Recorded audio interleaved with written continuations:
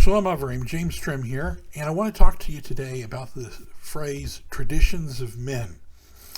It's a phrase that gets thrown at me a lot by, I guess, well-meaning individuals in reaction to when I've quoted something from the Talmud or the Mishnah or the Jewish literature. They use it as some sort of a synonym. They try and use it as some sort of synonym for the Talmud. And I'm going to show you that that's absolutely incorrect. So before we get started, I want to encourage you to please donate to support these videos. We depend on donations from you. These videos are brought to you by you. And donations have been relatively low this month, and rent will be due in in less than 2 weeks. And so we need your help today. You can donate by clicking on the donate link in the video description down below, or you can send donations by PayPal to donations@wnae.org. Also want to encourage you to like these videos, to subscribe to this channel, to click that notification bell so you'll get notifications when new videos come out. Let us know what you think in the comments and engage in discussions in the comments. And all of these things are things that YouTube's algorithms looks at to decide which videos to recommend to new viewers. And we like to get recommended to new viewers. Also, you can share these videos with your friends on your social media accounts, Facebook, Twitter, etc. All these things help us out, get these videos in front of more people. Okay, as usual, or as is often the case with our videos, this video comes with a set of handouts which you can click on the video description on the handouts link, and it's a PDF file you can print out if you'd like to follow along. So there's a famous meme on the internet that you probably have seen that's taken from the Count of Monte Cristo movie, where I think it's from that movie, where the guy says, you keep using this term or this phrase or this word, but I don't think you know what it means. Well, this is the case, I think, with the phrase traditions of men.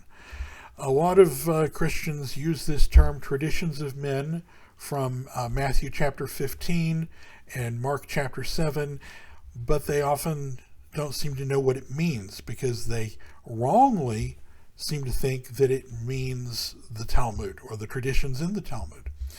And we're going to show that that's clearly not the case. And if anybody that thinks that's the case, frankly, hasn't done their research. Okay. So let's start by looking at Matthew chapter 15, verses 1 through 9.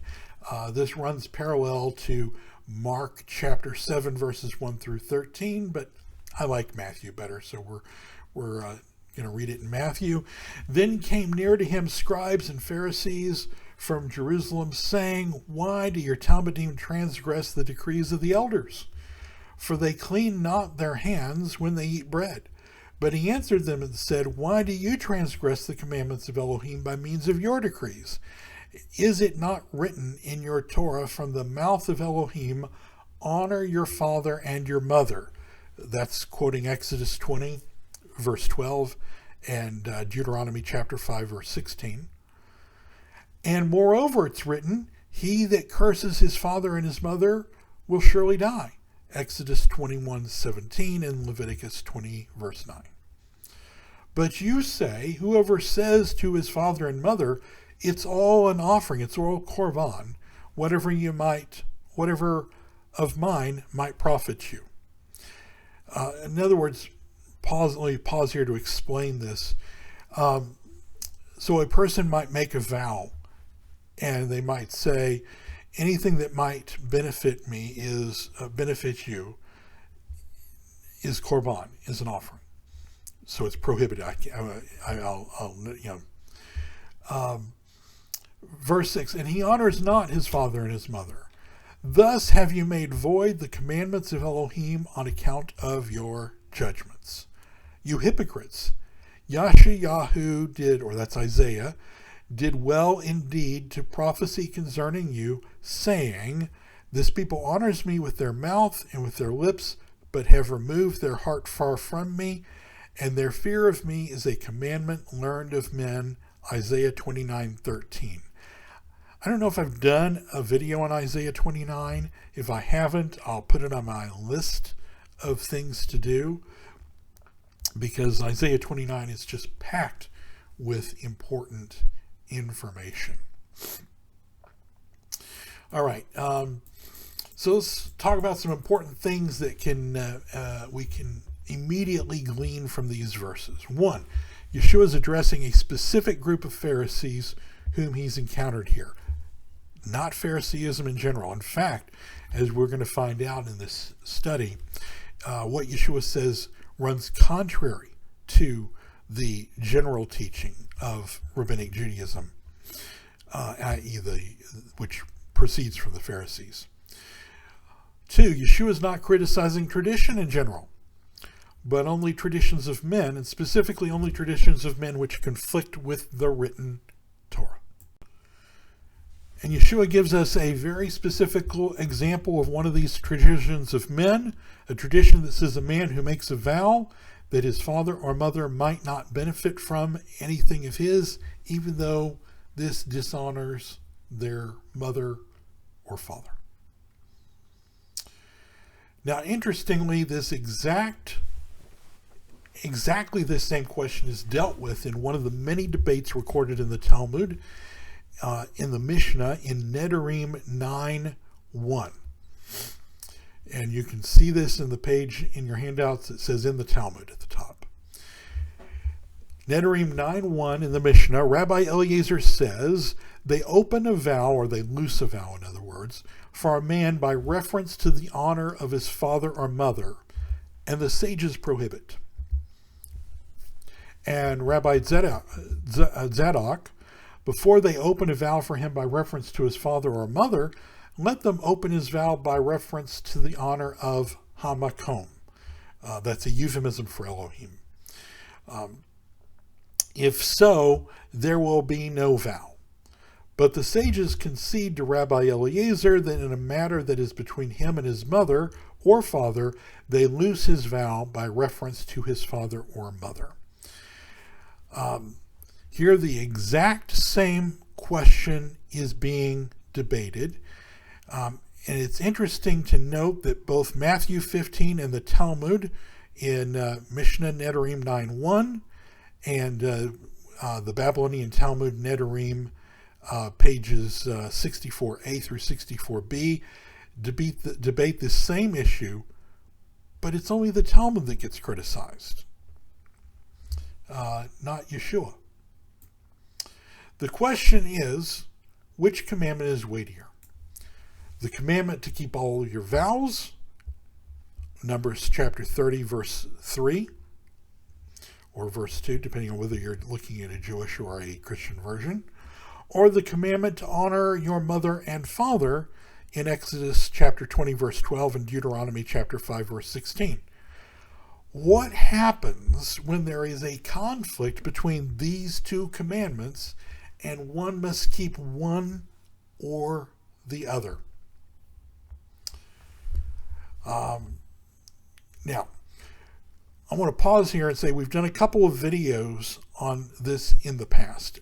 I believe I did a video teaching before a group in one of the early videos on this channel back in 2014, standing, before a congregation standing up.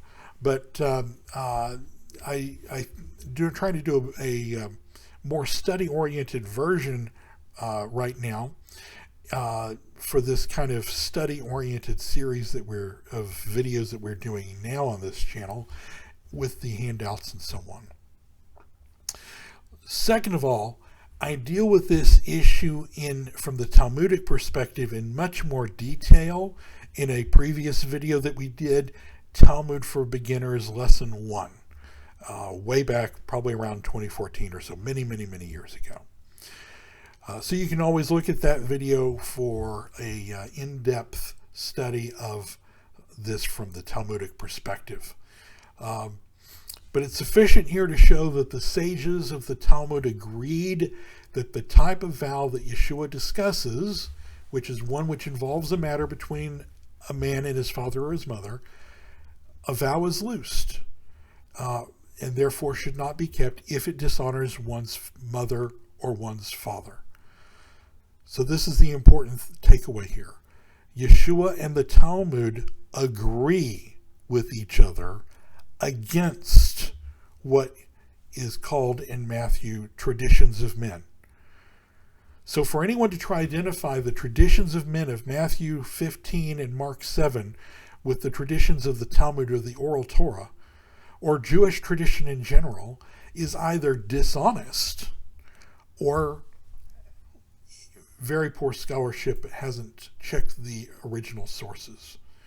Because if you check the original sources, the primary sources, you'll see that Yeshua is agreeing with the Talmud in Matthew 15 against these traditions of men. So that these traditions of men aren't the Talmudic traditions, they're traditions that disagree with the Talmud in context. Yeshua's point here is that a tradition that conflicts with the written Torah should not be kept, which any Orthodox rabbi would agree with, by the way, and that the traditions of men spoken of in Matthew 15 and Mark 7 are not the oral law, the Talmud, or Jewish traditions in general. The sages of the Talmud stand with Yeshua in opposing traditions of men that conflict with the written Torah, even in the specific example that Yeshua gives in these verses. So anyone that starts quoting Matthew chapter 15 about traditions of men to attack the Talmud or to respond to anything that you've quoted from the Talmud or the Mishnah or the rabbinic literature doesn't know what they're talking about. Because in Matthew 15, Yeshua is agreeing with the Talmud against such traditions. All right. Once again, I want to encourage you to please donate to support these very unique videos and the blogs that we do and all the other materials that we publish free on the internet. Please, they are brought to you by you, and we need your financial support. You can do that by clicking on the donate link in the video description or sending donations to by PayPal to donations@wnae.org. Please like this video, subscribe to this video, click that notification bell. Let us know what you think of this video in the comments and participate in the discussions, and share our videos on social media, Facebook, Twitter, etc. Until next time, shalom everybody.